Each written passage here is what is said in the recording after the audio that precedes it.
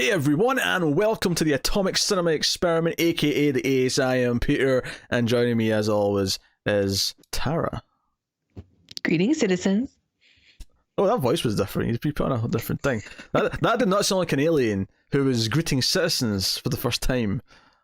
You're right. I'll work on it. That was more, I don't know, like like sly trickster who's going to play a prank on the mayor or something. I don't know. I was thinking like friendly computer voice. Okay. Greetings, citizens.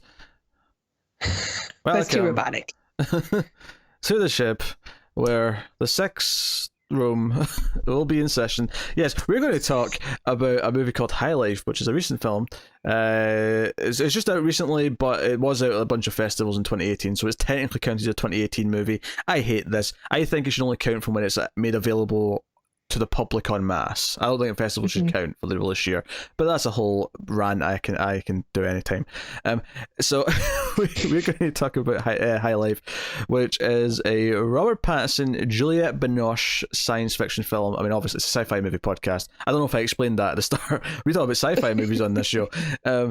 It's directed by Claire Denis, and this is film will obviously start off spoiler free. We'll give you a warning in the middle before we go into spoilers, and yeah, we'll go from there. And the premise of this film, I'll try my best here. We're on a ship. We're on a small spaceship with Robert Pattinson, and he's alone with a baby. But there's a lot of backstory, and the film kind of jumps back and forth in time to explain why he's on this ship, who he was on the ship with, why the baby's here, and it's a very art house film. It's not like a mainstream, average Joe's going to enjoy the space adventure that happens here.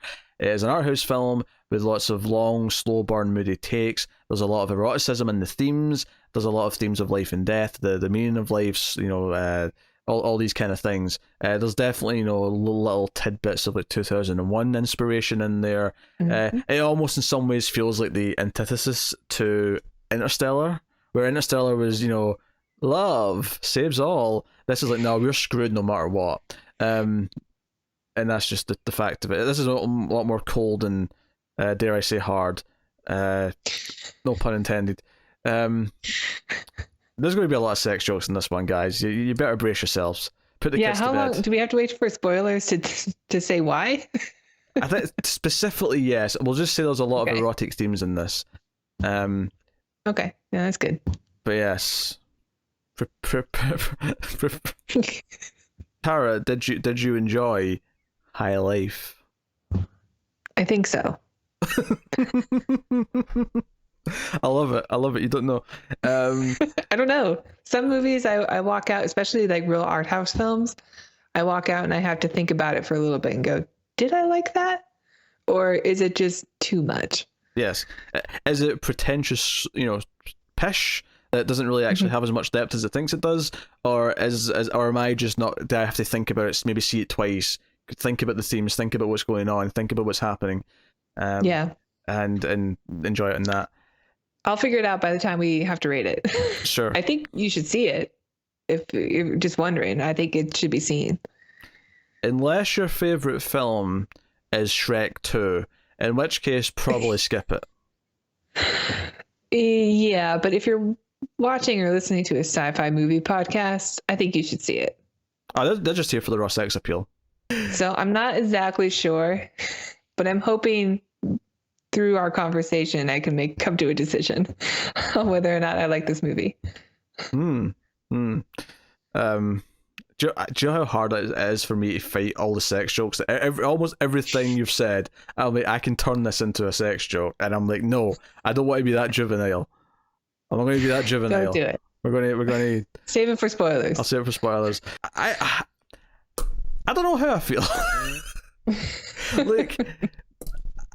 There's things. So you're in the same boat as me, huh? There's things I like about it. There's some things that I think don't work. There's things that I think are just kind of left, wishy-washy. And I think one of the problems is that I've seen maybe some other films do some of this better. Okay. Yeah, you're still there. I wasn't sure if you dropped out the call or if you're just frozen. Frozen's okay. You're still there. Excellent. I look so good. Here's a movie I'm going to compare it to. One that we may one day do on the show. This movie, as much as I think you could compare it to 2001 for some obvious reasons, and I think there's some similarities in some places that you could do. Yeah, I wrote down 2 films that it reminded me of. I'm sure you're going to say one of them. Joe, I would compare it to more than anything else. Under the Skin. Oh, never mind. I didn't write that down. That's an odd choice, though. I don't see it. Explain. Well, I mean, maybe I can't until I get to spoilers properly, but I will say the general feeling that it's going for, what it's saying about humanity, and then ultimately kind of the ending, it reminded me a lot of how that movie ends. And kind of just this like acceptance of who we are, and then just kind of, Okay, I can see the tone of it being kind of similar, where it is very engaging, even though it's very slow. I think there's something about it that's very beautiful still when you're watching it. It's probably just because of the art house feeling.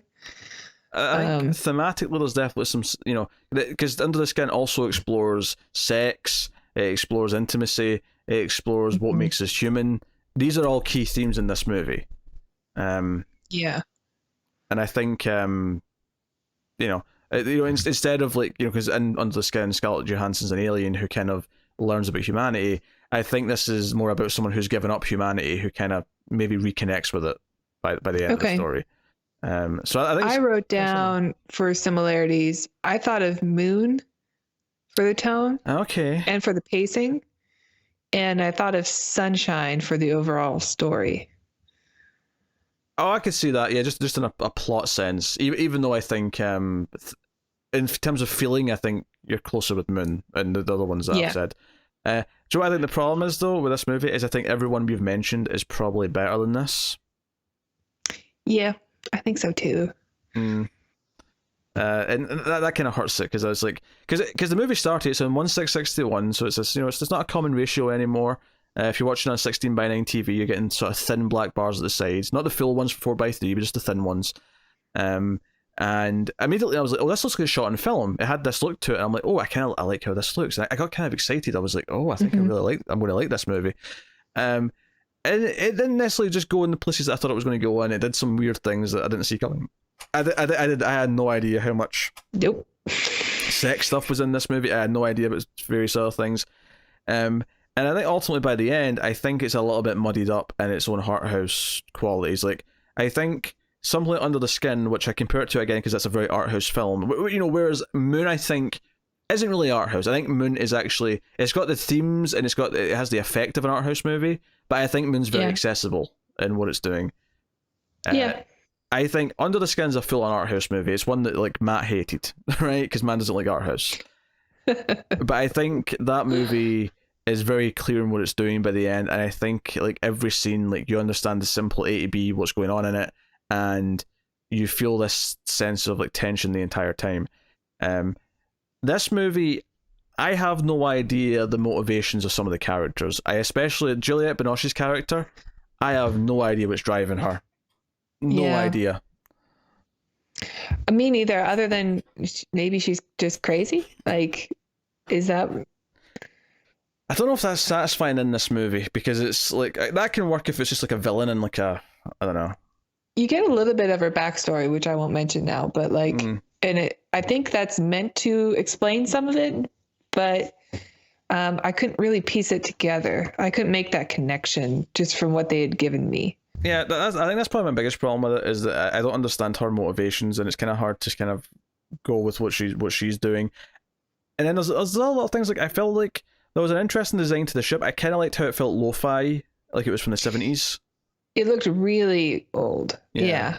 That was kind of cool. I liked the way it looked. Even like the suits that they wore looked like they were not space worthy. Yeah, they look down and dirty. Yeah. The one thing all the colors were very 70s too, like very drab, muted oranges and yellows. I like that a lot. What I didn't like though, and I get that this is not the film's main concern, there's just a couple of physics things that I wish they'd like because at one point he's throwing things out the airlock and they're falling down almost as if there's gravity, and I'm like, but why? Like just because Yeah, it didn't really make sense. I noticed that right away too. Like, that's not how space works. yeah, and it's like, And there's never like any stars when you actually see space. But that could be because of where they are. it could be, yeah. And because the shot that it leads up to, where all the things he's thrown out are like sort of floating by, and the title comes up. Like you can still have that effect. It's just that this, you know, instead of going down the way, he's pushed the things out, and they're just going that way. So the camera's just up above. Like the direction doesn't matter in space as long as they're all going the same way. You can still have that shot.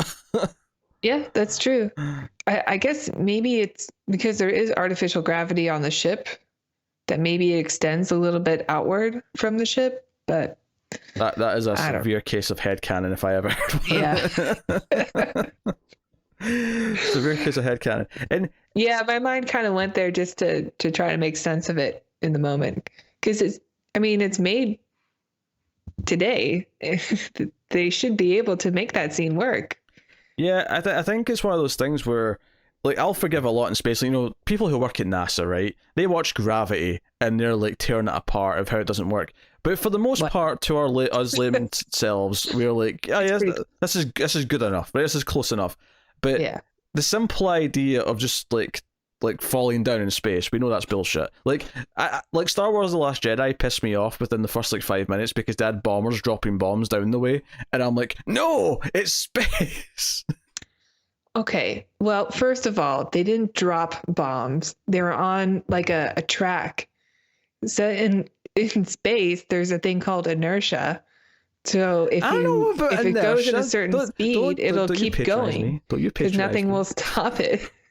Don't you patronize me? I'm gonna defend The Last Jedi. It's a masterpiece. There was no indication that they were propelling those things in that scene. What they needed was little thrusters or something to really set it off. Thrusters, they were on a track. They were being pushed into space, and then they would keep going with the momentum. I see you scowling at me. Where's your bit of paper? Come on, you're all orange. You looked all trumped. Let's not do that. No. The sex appeal goes right out the window if you're all orange. But now I'm ginger. Oompa, loompa, doobity doo. That was an orange. Oompa Loompas were orange, right? I'm not just making that up in my head.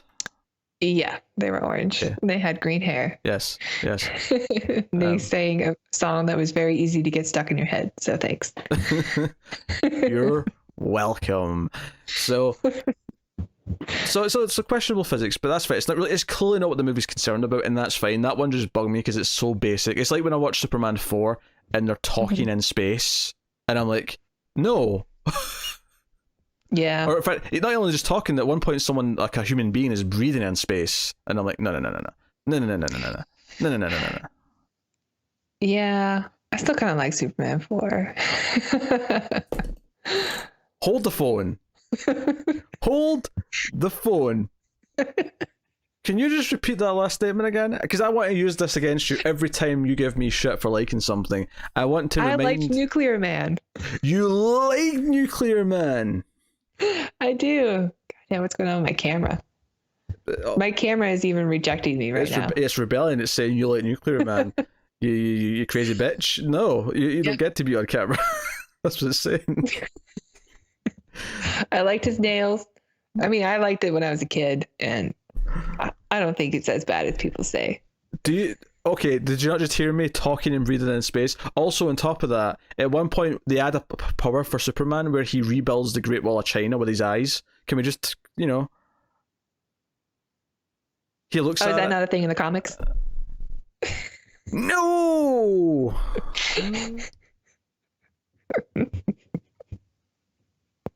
All right, this isn't a Star Wars or Superman discussion. This is about High Life. Yes, it is. Yes.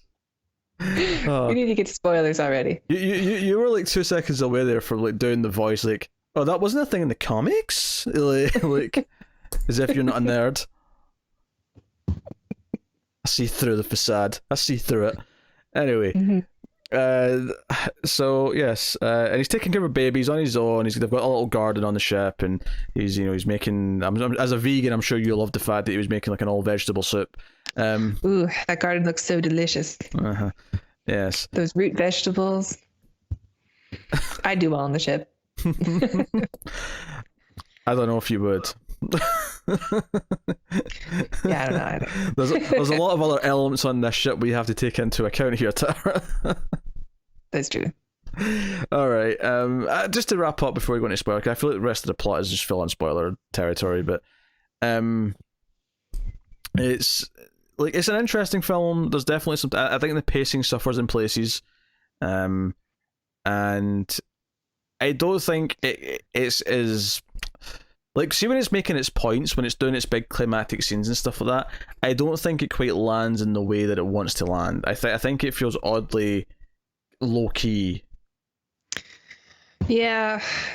Yeah, some of it I just feel like I'm missing some information in order to make it click.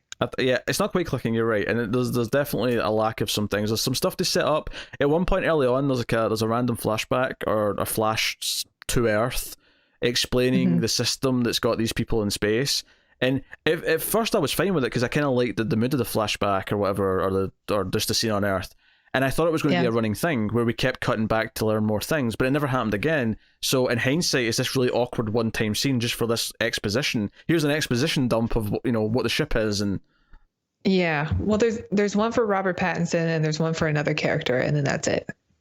Because I thought, because it's a person being interviewed and been asked about this system, and I thought what was going to happen is that it was going to keep coming back to him explaining it as if almost someone was making a documentary about why they stopped doing this or why it was a bad idea or something, but it never went back to it. It was just one scene. Yeah.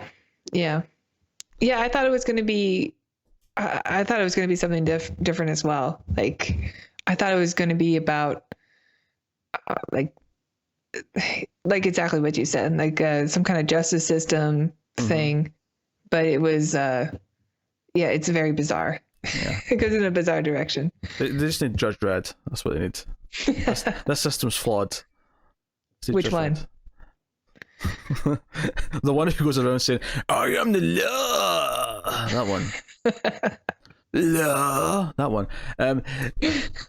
So let's just do it. Full spoilers for High Life. Good. We can get into it. So here's the thing. So the first 10 minutes is just him on his own with the baby. It's kind of somber, and I was really into it. And we get the flashback. We get like a random flashback with him as a kid and a dog that's dead, and you don't quite get what happened there until later when someone else kind of just says it.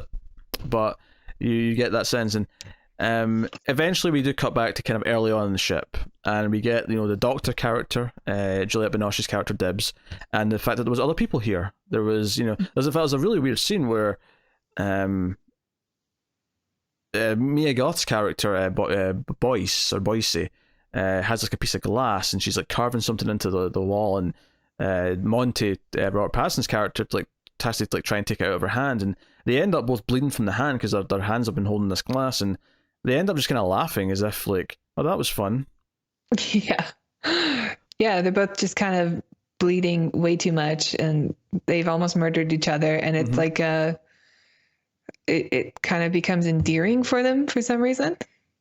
Maybe they're just super bored because they've been there for so long. Yeah, they're all convicts. I mean, that's the thing. They all basically get a choice to either, they're all on death row. They could either go to the chair or the injection or whatever, or they could give their bodies up to science and go on this trip, this experiment, because they're going to a black hole to try and harness energy from the black hole. That's the gist of it. But we get these flashbacks, and almost immediately out of nowhere, because I think at first you assume that Juliette Binoche is not one of the convicts, because you assume that she's a doctor and she's doing experiments. Like she's got a lab coat on. She looks like she's not part of the crew. Yeah, and she's making all the men go into a little booth and provide semen, and she's getting all these. And I think there's maybe a bit of exposition around here where she's doing reproduction experiments, right? And I think naturally you assume that this is just another part of this mission, they're testing this in space or whatever, and okay, fair enough. And she with the exception of Robert Pattinson's character Monty, who is celibate, and he's made this choice. And she seems to kind of be disappointed he's celibate, but it's just kind of that's all it is in this scene. And then she goes to a place, and this is where the movie takes this turn, where I'm like, I had no idea this movie was about this. Yep. She goes into essentially this big cubicle, and there's like a chair in the middle. And she pushes something down, and up through this slit in the middle of the chair pops up this chrome dildo. And like I did this thing where I kind of sat up and sort of just sort of tilted my head and went, wait, what? What's happening? And she gets a condom and she puts a condom on the dildo, and I'm like, is she about to ride this chair? Why is this on the ship? What's going on? What's happening? And bizarre. And she gets naked and everything, and she starts like we get like probably the most erotic like one person love scene I think I've ever seen in a movie, where she's just riding and it this goes chair. on for so long. Yeah, and she's like she's got this really long hair, so her hair's like going all over the place, all over her face, and it's this super erotic scene, and I'm like, what's happening? And the weird thing is I don't think much else really ever explained this room outside of the fact that the convicts are seemingly prohibited from having sex with each other, so this room just exists for them to go and get their funk on. Yeah. I didn't notice any how should I put it, male apparatus in the room, but maybe there's something they can use in there too. I assume so, because they say that they use it. Yeah. Unless they enjoy the dildo also.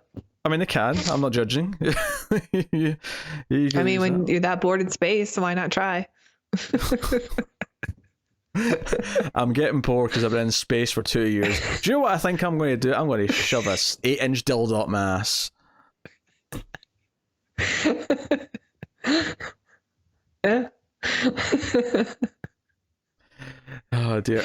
It's a very weird scene. And like she has like this fantasy thing where she's grabbing something that looks like fur. Like it looks like an animal.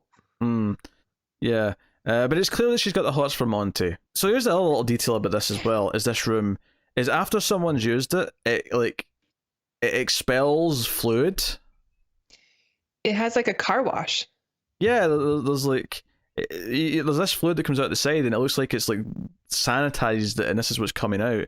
But it was this kind of white liquid, and I couldn't help but feel like, wait, is this just... It's very suggestive. Yeah, is this just collecting like all the various liquids that have collected in there? And no, because it all goes into like a floor drain. It's really gross.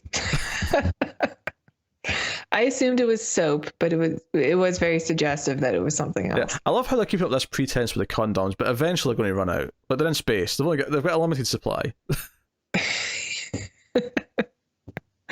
Yeah, Robert Pattinson loses like a wrench or something in the first scene, and you're like, ooh, he's probably not going to get one of those again.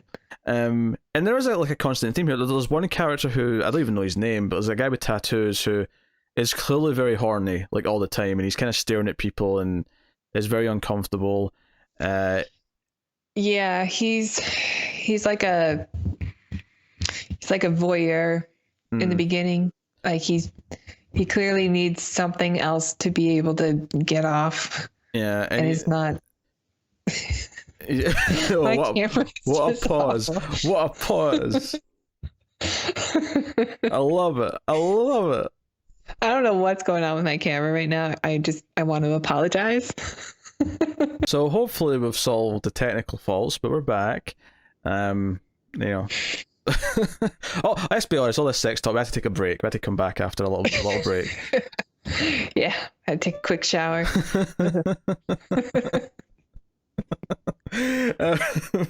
So this character, though, it gets serious for a second, because this character does try and rape someone. He try and rape Mia Goth's character, boys, because some of them are restrained at night, presumably the ones who have been playing with glass, and it's for their own safety. Yeah. And he comes in and he starts lifting the covers up and touches her, and she kind of wakes up and he's already naked, and she kind of and the other person in the room is also restrained, so she can't do anything, so she's also awake. And it's kind of a chaotic scene. It's a really well shot scene, I think, because you get this scene, this idea that like both her and the other person in the room are helpless. That she can't help her. And he's very violent as well. Like, he gets up and punches. It's brutal. He punches the other woman in the face, and it's really upsetting. And eventually, Patterson and the other guy like come in. He's like the one guy is kind of he's friends with Cherry, and he beats him to shit. Like he pulverizes his face to sort of put him down. And but then they take off the restraints from the other girls, and the girl that he punched in the face takes out that shard of glass and murders him. Yeah, and it's kind of satisfying because it's a gross scene. No, it is oddly kind of satisfying, and I think that's maybe the point, is that it makes you hate him that much that you're kind of like happy that she just stabbed him in the neck. You know, and it's very brutal and visceral, and it's effective in what it's doing. And I think part of the point is that like we're kind of losing our own humanity with these characters as we're going. And it's not so much that he doesn't deserve it, because he does kind of deserve it, like as much as anything can deserve that. But you know, it's like, it is brutal. There's no like, you know, thought process about his punishment. This is just straight up an instant gratifying revenge. Yeah. That's all this is. I mean, don't get me wrong, is as good a person as any to do it to, but like, you know, I think when you think about it from a logical point of view, when you think about humanity, it's like, yeah, this is kind of like how far gone they are. Like something this extreme just happened. Yeah. And it also has, I guess, but they're also all criminals. We know that. Yeah. They're all, you know, they're in space at this point for like 4 years or something, if not more. Yeah. And it hints at Patterson's past here as well, because the way he beats this guy up, because we find out eventually he killed his friend as a kid because his friend killed his dog. So you almost get this sense that this is how he unleashed, and he stops himself from going, you know, from finishing here, but yeah, like you get the sense that this is exactly what happened before. And yeah, so it's playing with these things, and because we find out Binoche, like, she killed her own children. That's her backstory. I think that's what I was bringing up earlier about her backstory, is that she killed her whole family, but she's obsessed with reproduction. This whole time she's been trying to get somebody to have a baby, but they're not allowed to conceive themselves. And here's where I had some questions, is like, why does anyone follow what she says and agree to do any of this? And why does... Drugs. It is. She's handing out pills. Sure, you're right. Actually, yeah, she kind of gives them afterwards as like a payment. Yeah, you're right. Yeah, okay. She's got a way to force them. But yeah, it's interesting. Like, I don't know if it would be enough, but I mean, because the other question I have is, okay, why does she have access to all this equipment? Why is this even on the ship? Yeah, I thought about that too. Like, why would they even have an incubator? Yeah, it's for a baby. It's interesting, unless it's some kind of planned experiment. Yeah, so there's definitely some logic questions there that don't quite add up, and but the big thing is she's obsessed with Patterson, and she basically gets so into it one night herself, and she's sort of like in the mood, shall we say, that we actually do have another, like, a proper rape scene where she rapes Robert Pattinson. She actually drugs them all in their drinking water, so they're all sedated at night, and it comes in, and it's this very somber scene. I mean, it's sick, yeah, but it's got a very kind of, like, in comparison with the other scene where it's violent and brutal and there's punching and there's screaming, this is very quiet. This is very, you know, this is the not the silent killer, but, you know, like, she's very, like, unassuming. Like, you don't necessarily assume she's dangerous, and this is like a very sly attack. I don't know. She did a pretty good job of playing crazy the whole time, and like, you didn't really trust her. Oh yeah, her performance is good. Like, you know, Binoche's performance and Patterson, the actresses are they're both good. Great. Yeah, and it's actually kind of awkward because it cuts from the end of this scene to the first time we cut to, like, because when the baby grows up, we actually get scenes of her as a teenager, and it cuts to, like, the teenage daughter lying on his chest, and it's kind of a really weird, awkward, gross cut, because it's like we go from, you know, Binoche like having raped him to, like, him holding his daughter who's like 14 or whatever age she is. Oh, I don't know if I made that connection that it was his daughter. I thought it was just another prisoner. Oh, really? Yeah. Yeah, because this is his daughter. I mean, admittedly, yeah, he doesn't look his age that much, but this is the daughter. I think I wasn't expecting his daughter to be a teenager. I was still expecting a baby, so I must have thought that it was just another prisoner. Because the first thing he says is, "You're too heavy for this now," and kicks her out. Okay. So that's clearly implying, I think, that this is the daughter, and it's the same actress from later who's definitely his daughter. And there's like some blood Okay. in the sheets implying she's starting to have her period. I presume this is the first time because there's an element of like surprise on his face when he sees it. Yeah. And I actually got really worried here because the movie was so much about sex, and there'd been multiple rape scenes by this point where I was like, where is this going? Like I am worried about where this is ending up, and it didn't go any further down that path, luckily. But I was trying to connect like Benoshi's motivations to like her past and what she's doing, you know, and was it about guilt? Was it about anything else? And I don't think it was. I couldn't. Well, she said she was trying to create the perfect baby, the perfect specimen. And with just the genes that she had on the ship with all the passengers there. And but I couldn't really quite make the connection either. I kept trying, like maybe her kids weren't perfection, so she keeps trying to make, because she's crazy, so who knows.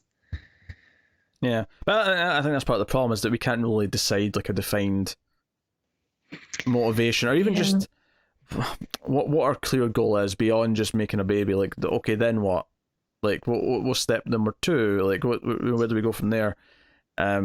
It's really hard, and you know, one by one the characters die. Like his friend buries himself in the garden. The pilot who's going to raid this little shuttle into the black hole.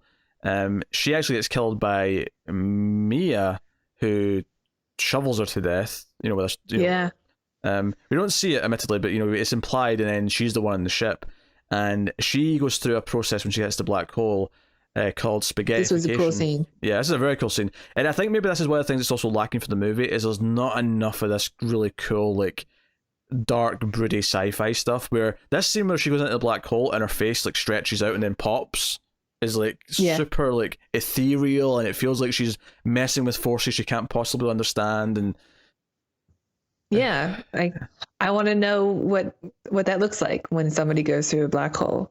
And they said this is like a small one, you know, and it was messing with you know, with physics when you get that close to the event horizon. So like I like that they showed that what you know, it's completely not accurate, of course, but I just like that the filmmakers had the balls to show something, that there was a consequence for doing it. Yeah, I liked the idea, if we go back to the whole like phallic and sex themes going through the movie, the idea of going through the black hole is kind of sexual in it, almost, in the way it's presented here. Yeah, I guess it's I don't know. I don't know if I see that though, because it happens again later. Yeah. And I don't see anything sexual about it. Here's my argument. About the second scene. My argument here is that sex is this forbidden thing in the movie where they're not allowed to do it. And the few times that it happens are rape. And it's the idea that the closer they get to temptation, if they give into it, then it does just, every single time it leads to madness, something horrible, you know, whatever, right? It leads to basically the unraveling of them as people. It leads to the unraveling of their entire humanity. And Monty's the one character who is actively trying to abstain from it. He's actively trying to... They call him a monk. Yeah, to stay away from it. And he's only involved in some way because he's forced, he's tricked into it. He doesn't even know it's his daughter until Binoche tells him before she jumps out the airlock. And the way I'm kind of reading this is that he is so scared of doing it, either because he doesn't think he deserves it, or because he thinks that he associates it with madness and like giving in, or he associates with whatever.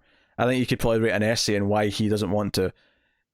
But I think the arc of the movie for him is that him getting into the black hole at the end is accepting that he has to take that risk. And I think in some ways his daughter being someone he actually cares about, even if it wasn't his choice to do it, is kind of like living proof that it's not necessarily always a bad thing. And I'm wondering if that's why the scene with her period's kind of important, because it's kind of like, you know, the gateway to a young woman being sexually active, right? I mean, not in the literal sense, but it's representative of she's getting to that point in her life. And I'm wondering, Man, you should really write a paper about this. and I'm wondering if that's why he's like surprised, maybe slightly worried when he sees that. He's worried that now she's going to be thinking about it. Okay, yeah, maybe. I thought it was more because the end, she convinces him to go into this other black hole. Like, it'll be fine. Like, it's bigger, and you know, there's no fire ring on this one, so we'll be safe. And I thought that he wanted to do that because he didn't see any other end to their situation. So why not take the plunge? And she's become an adult now, and he doesn't really need to. He's past the point where he has to constantly take care of her. I think everything you're saying right now coexists with what I said. Because the idea that it's inevitable, that you're going to give into your urge eventually, the idea that that's the only end you see, right? That relates there. And the idea that she's partly making this a decision herself as well because she's an adult, and she can also consent to doing this. I don't know, like, and I could be talking complete nonsense. I could be reading into this in ways that... I mean, no, I think you're perfectly justified to make these connections because the whole theme of this movie is just sex. Yeah. Like, it's just so much of it, and it's in your face, like, it's unavoidable. Like, it has to be important. Yeah. To the overall story. Going into a vagina is akin to entering a black hole. This isn't a million miles away from Altered States and the type of sexual experience that he would go through. I don't think my rating is going to be very millions of miles away from that either. Oh dear. I don't know. Like, I wasn't even necessarily thinking this as I was watching it. I'm just like, the more I'm talking about it, the more I'm thinking about it and the sexual themes and how does it relate to actually what he's going through, because it does feel like there's some things that feel kind of separate, right? In a thematic sense. I don't entirely get the whole point of they find a second ship that's identical to theirs, and oh my god, this is so weird. And it's like a prison puppy ship. And the only thing on the ship are dogs who have been basically eating each other to stay alive. And the daughter wants to bring back a puppy. She's like, hey, there's a young one, let's bring the puppy back and, you know, we can have a new bit of life on the ship.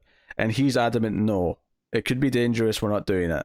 And obviously he had this bit, part of his history where his dog died and it made him unleash. And I think part of why he's saying, no, we're not doing this, is he's worried that if something happens to it, that she'll see him for who he thinks he really is. Without him realizing, of course, that his own daughter's kind of replaced the puppy or the dog that he had. Like, the idea that he cares about her, the same, or not more so even. Yeah. Like, because he takes on the name Monty because he said that's the name of his dog and his dog raised him. Yeah. You know, the idea that, like, maybe he's not realized this, but if something happens to her, that's why he's going to flip out. That's why he's going to become who he is. And I think so much of it is accepting who we are as humanity and what drives us and what enrages us, and basically what the isolation of space does to these people. And obviously they're not all healthy individuals to begin with, so then you put them in this situation, everything gets worse. It's like, I mean, I guess it's kind of a neat idea that if you're going to send people on a suicide mission into space, to send people who don't have much to live for anyway because they're on death row. But then how can you trust a ship full of criminals? You cannot. So... Well, no, the one way why would you ever do something like that? The one way they have to try and get to trust them is that they've got the life support rigged to turn off every 24 hours unless they report in with a message. Yeah. Although they do acknowledge that the message will take years to get back to Earth. The computer just needs to acknowledge that it's received one. Yeah.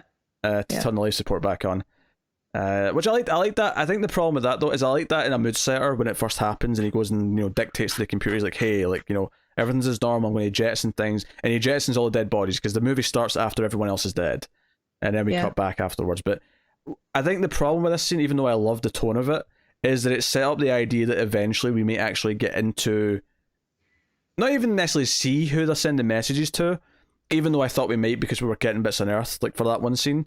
It was more that if you're going to keep doing this and keeps, like, you're sending messages back to someone, the idea of the mystery of what they're doing with the information feels like it should be a part of the film, right? Where the characters themselves might theorize, what are they doing with this? How are they using this information? Why do they care? What is is it insidious? You know, It felt insidious. it does. Like a lot of this movie did. Just like it was setting up something bigger. But if it was and it delivered, I missed it. That's fair. Yeah. Fair. But I liked all the stuff that you said about it. And I really wanted to like it. I really wanted to like this movie. Yeah. And I think I do still. Like it's very ethereal. It's almost dreamlike. It's disgusting, but it's also kind of beautiful. I love all the acting. They're great. And I like a weird sci-fi movie that takes chances. Yeah. And it's very it's a slow burn. It's gritty.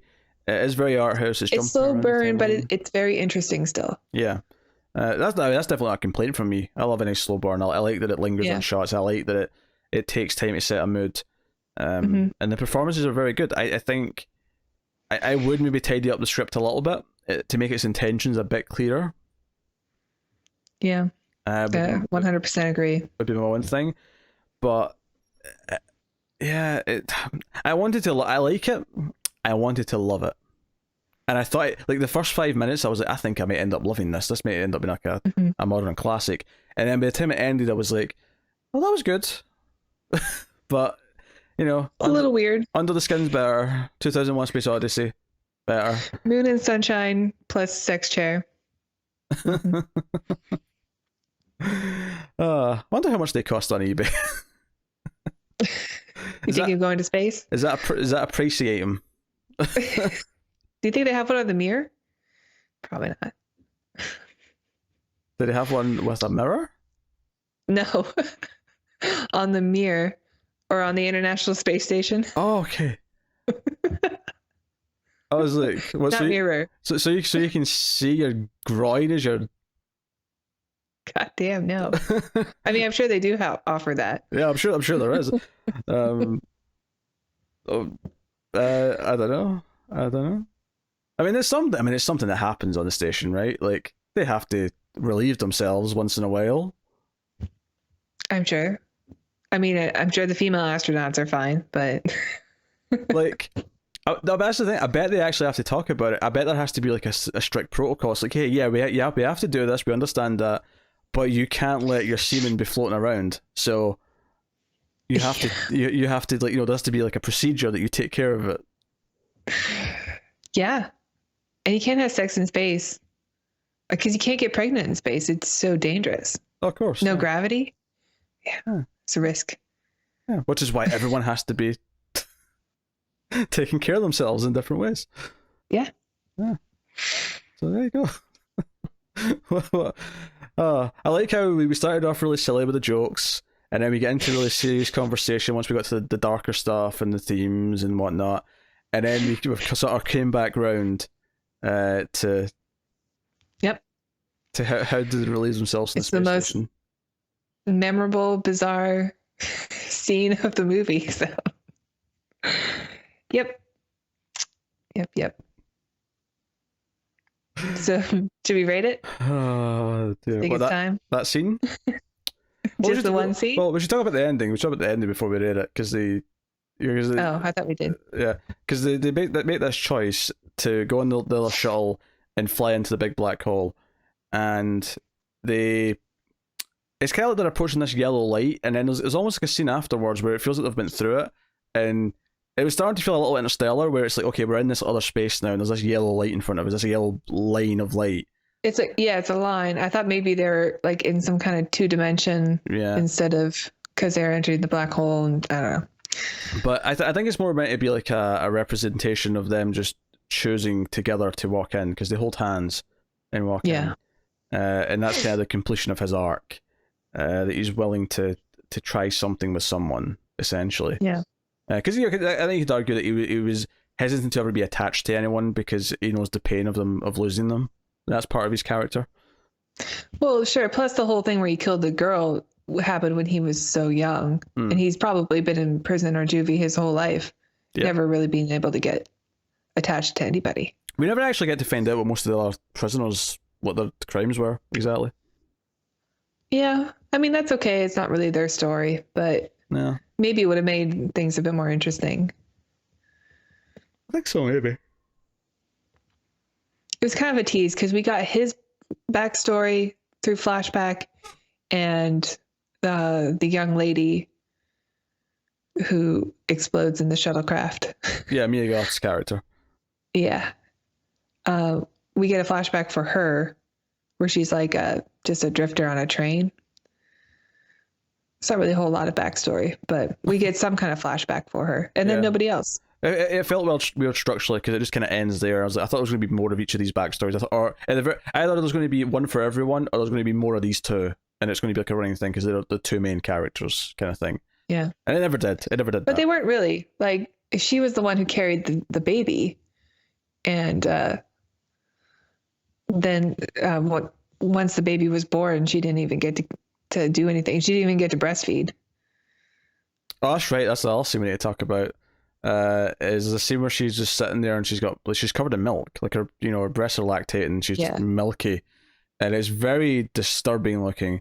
And again, I think a lot of this movie, to go back to the sex themes, there's a lot of fluid imagery in this. We go back to the sex room or the masturbation room, like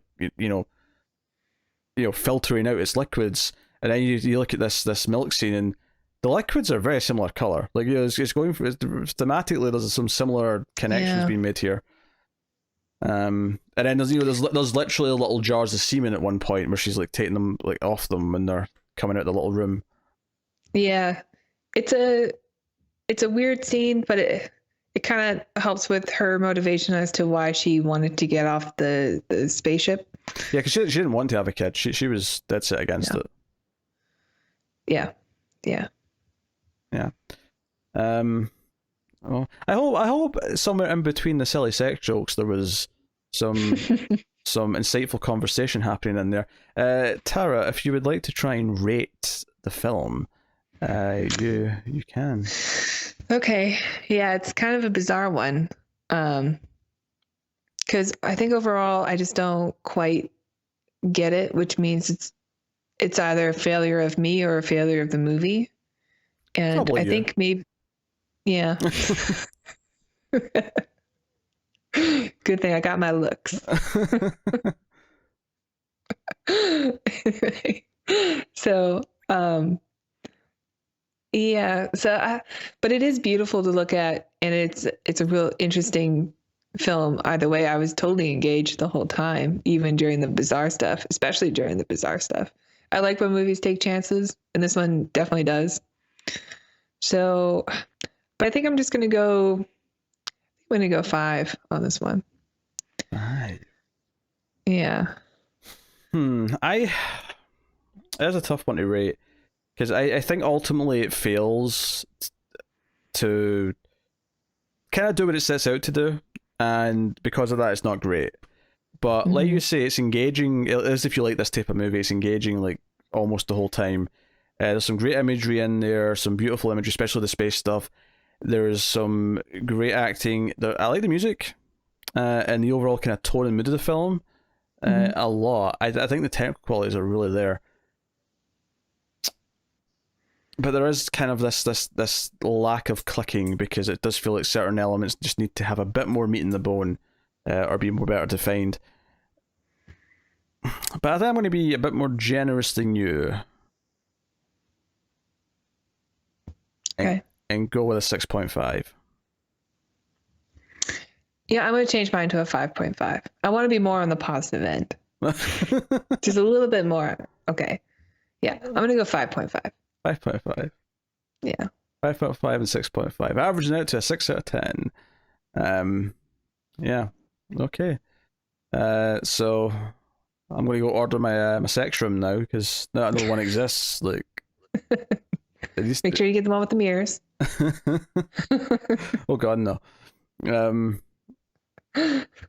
Oh Jesus! The thing is, though, is it really does come out of nowhere. She goes into that room and she pulls the thing up, and it's just this big metal dildo, and I'm like, wait, what's happening? And you know, Yeah. like that's the reaction, and then you know it's a very slow like build up as she puts the condom on and gets ready and sits on it, and like I just like I'm like it is a total what the hell is happening in this movie. If there Yeah. were several other sex things before now, it wouldn't feel that weird, but it's just like Yeah, it's totally out of nowhere. this is the movie's chestbuster scene. Gross. Where you're like, oh, that's what this is. Okay, okay, Yeah. all right, all right. A lot of blood and semen. We can do this. Yeah. I do think, if you're interested in science fiction, that you should watch this. Mm-hmm. It's an interesting one. Mm-hmm. But I guess that'll more or less wrap us up, and we can, you know, tell you to tell us what you think of the movie in the comments. We always appreciate that. You can like and subscribe, all the usual stuff. Get us on the Twitters at mailed_fuzz for channel updates. And you can also, what can you do, Tara, actually? I've not made you do the thing in a bit. Go on. Okay, you can go to our Patreon at patreon.com/mildfuzztv, where you can donate as little as $1 per month, and it gets you additional content from the Ace, including something new that we recorded that's going to be coming out in May, a special bonus episode. So make sure you donate $1 and you get to see our bonus episode, which is a lot of fun. I mean, this episode will be May as well, because it's like 29th of April. Yeah, that's true. Before we go, though, we have a bonus segment, which I totally forgot to mention in the intro, so hopefully people stuck around. But we do have a bonus section now where we talk about an episode of Mystery Science Theater 3000. Every week, me and Tara get together, we watch Mystery Science Theater, and she, being the expert and the one who's seen like most of the episodes, picks a classic, and I endure it for the first time. Tell us, what movie did we watch this time, Tara? We watched the classic Japanese science fiction film, Prince of Space. Classic. Would you like to know more? Yes. Classic. It is a superhero science fiction film with aliens that sort of look like chickens, but they're humans. The main alien's name is Crankor.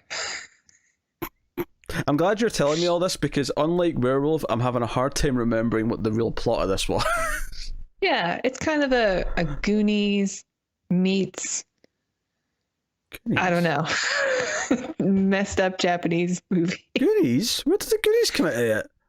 There's a bunch of kids in it. It's like a kid squad who are trying to the kids are there to save their planet, to save their country. And they're all connected to some of them are orphans and some of them have dads who are famous scientists and physicists, rocket scientists. And the aliens from the planet Crankor, whose villain is or leader is also called Crankor, are abducting the scientist because they need them to make, I think, nuclear weapons or nuclear power. I just don't remember the kids being that big of a factor in it. I remember a lot of the scientists. You don't remember the kids? I remember the kids are the ones that have the connection with Prince of Space. He gives them the dial. There's the kid who likes it very much. Oh yeah, I mean, I remember the kids being there. I remember because the shoe shiners, or Boot. Oh, what was it again? Boot blackers. Boot blacking. They Yeah, called that's what they called it. You know, this horrible father's using his children as like free slave labor, basically. And yeah, I remember that. And yeah, as you said, there's the horrible dubbing at one point where the kid says that, but yeah, I think there's definitely some goofy elements in this movie, and the chicken costumes on the aliens are pretty hilarious. And they don't wear underwear. They're just free balling.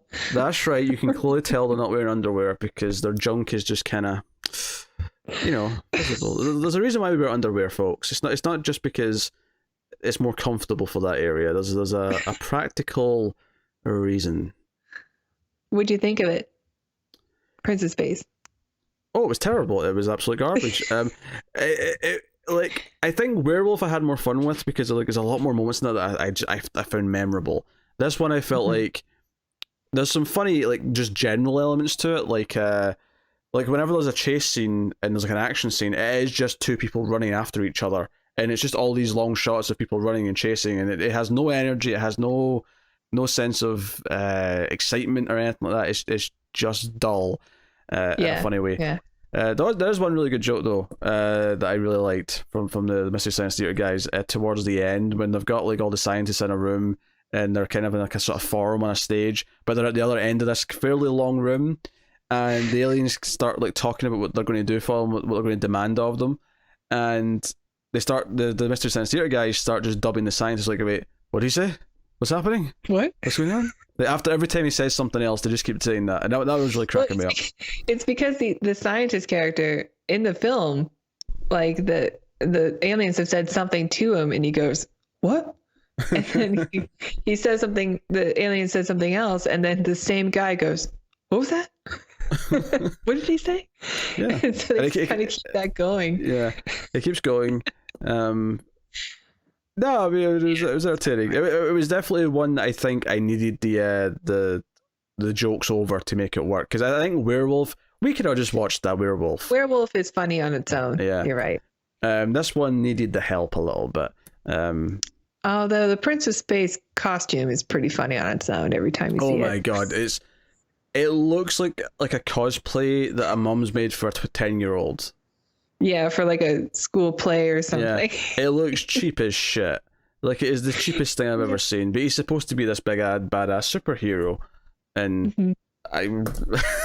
There's also a running gag that Prince of Space tells the aliens very early on that their weapons are useless against him, but they keep using the weapons anyway throughout the entire movie, the entire like 2-hour stretch of the film. They still keep using the weapons against him. But the important part here that makes it funny is that every time they do it, he reminds them again, your weapons will have no effect on me. Although there are parts where Prince of Space tries to duck and avoid them.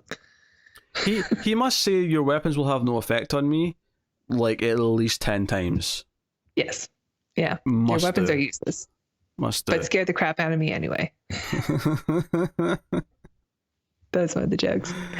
I love Prince of Space. It's a season 8 episode, which is the season where I started watching the show. So I think that one in particular has a lot of nostalgia for me. You can correct me if I'm wrong here, but to go along with the movie we just talked about, this had like the actual, on the ship, on the station, they go through a wormhole in this episode. Oh yeah, you're right. Which oddly thematically links it with the movie High Life. So, credit. That wormhole scene is, I think, one of the best little sketches like in between the movies that they've ever done. It's really well done, I think. Set it up for the audience. What happened? It's the okay, so they go through a wormhole and the 3 main characters come out at alternating times, but they're on different timelines. So Tom Servo will say something answering a question to something that Mike hasn't asked yet. And then Crow will come in and he's like 30 or maybe 10 seconds behind everybody else. But it goes on for a few minutes this way, where they're just kind of talking in circles. And it all makes sense if you follow along. But it's really well done. It's well executed, well written, and it's funny. So yeah, no, it was good. It was good. The skits, I actually have to say, having watched only early episodes before this, outside of the some of the Netflix stuff, the skits seem better. I think Mike's really good. I think he's a really good host. He's real comfortable. He has a different relationship with the robots than Joel does. Like, the robots for Joel are almost like children. And they love him. You get a ram chip. A what? A ram chip. He feeds them ram chips in the early episodes. Oh, yeah. You're right. But the relationship with the bots and Mike is very different. Mike's just kind of like this other guy who's shown up and is not their dad. So they have like a more antagonistic approach, which I think works really well for comedy. Yeah. So yeah, not as good as Werewolf. I think Werewolf's definitely the better of the two, and I'm sure. Yeah, I know. I'm starting to wonder if I should have started with Wolf or not. Like, set the bar so high. Yeah. Well, I don't know. We'll find out what number 3 is going to be. So we'll see how it goes. But yeah. So I guess that wraps us up. There's your bonus segment for the week's episode. It is worth mentioning that we'll have these in most of the weekly episodes, but every so often, if we have to bank some episodes, so we have to record more than one in 1 week, we're not going to watch like multiple Mystery Science Theatres, so that each episode has its own. It is a 2-hour commitment. So there will be episodes that don't have them occasionally, and like the bonus ones on Patreon won't have them, kind of thing. But we enjoy doing it. So I have no idea what the next one's going to be, what Tara's going to pick. Mm-hmm. But I'm sure she'll tell me after we start. There was a suggestion today in the live stream. Oh, we could do that. Okay. So that is the show.